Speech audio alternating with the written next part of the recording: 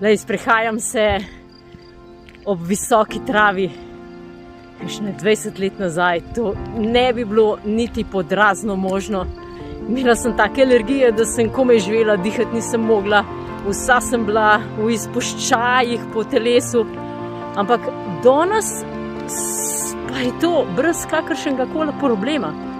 Ja, kaj sem naredila? Transformirala sem svoje energije. Presegla sem omejitve, ki so bile v meni, zato da skozi mene lahko teče veliko bolj zdravilna energija. Zato, ker bolezen je simptom, da energija ne teče prav zdrava skozi telo. In jaz si želim ogromen zdravilne energije.